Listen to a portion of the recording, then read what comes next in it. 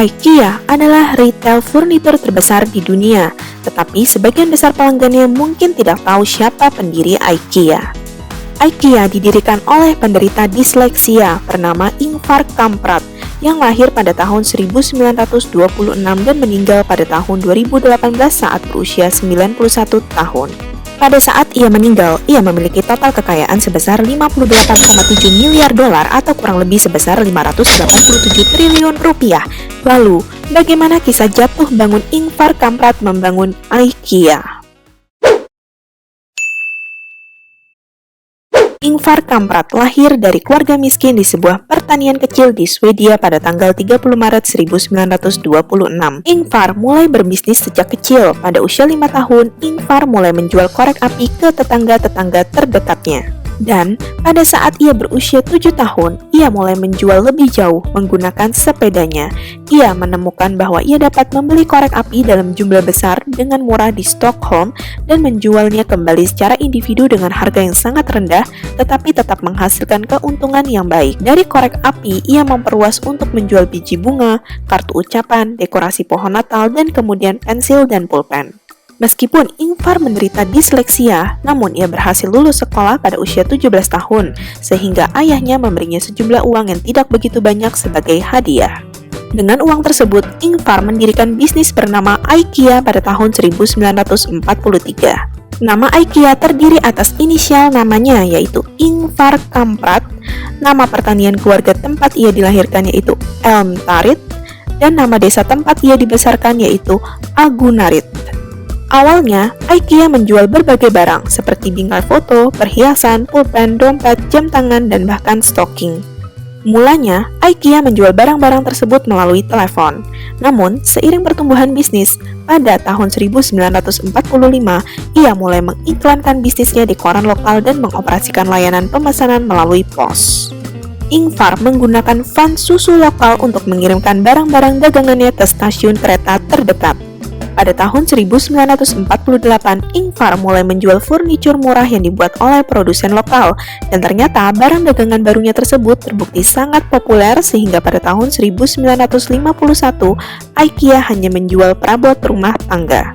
Pendiri IKEA melihat peluang untuk menjual furnitur dalam skala yang lebih besar dengan menggunakan katalog. Pada tahun 1951, katalog IKEA pertama diterbitkan. Itulah awal mulanya diterbitkan katalog IKEA yang kita kenal sekarang.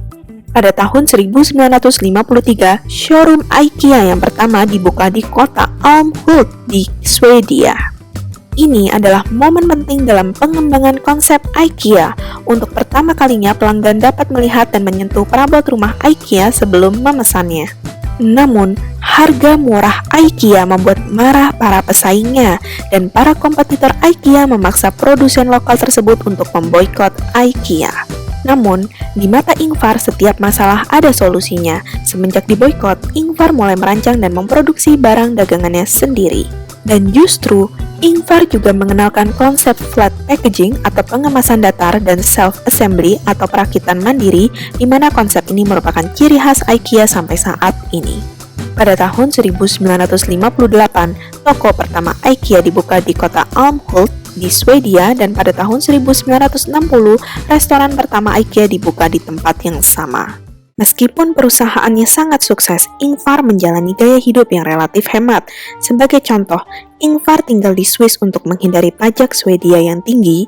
Ia mengendarai mobil Volvo tua keluaran tahun 1993. Ia terbang menggunakan kelas ekonomi, menginap di budget hotel, tinggal di rumah sederhana, memakai satu kantong teh berulang-ulang, suka membawa pulang sachet garam dan lada dari restoran, meminta karyawan IKEA menggunakan kertas bolak-balik, dan memindahkan kantor pusat IKEA dari Swedia ke Copenhagen, Denmark untuk menghindari pajak bisnis pada tahun 1973. Selama bertahun-tahun, Ingvar tidak pernah meminjam uang atau menerbitkan saham untuk mengembangkan bisnisnya menjadi perusahaan global bernilai miliaran dolar yang kini memiliki 434 toko dan mempekerjakan lebih dari 208.000 orang di seluruh dunia.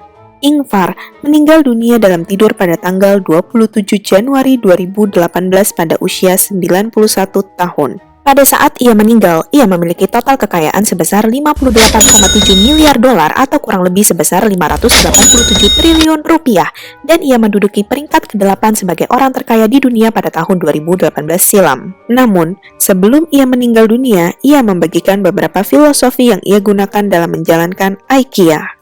Yang pertama adalah menjual berbagai macam produk perabotan rumah tangga yang berkualitas dengan harga yang sangat murah sehingga banyak orang yang mampu membelinya. Yang kedua, menurutnya, sebuah pekerjaan tidak boleh hanya menjadi mata pencaharian, namun kita harus melakukan sebuah pekerjaan yang kita sukai. Jika kita tidak antusias terhadap pekerjaan kita, maka menurutnya sepertiga dari kehidupan kita di dunia ini akan sia-sia. We have only one life, most of us. We have to love to go to our jobs. Yang ketiga, menurutnya menjadi berbeda adalah salah satu kunci suksesnya. Yang keempat adalah Because I have learned, and I have a rather long experience now, I have learned that mistakes is our best teacher.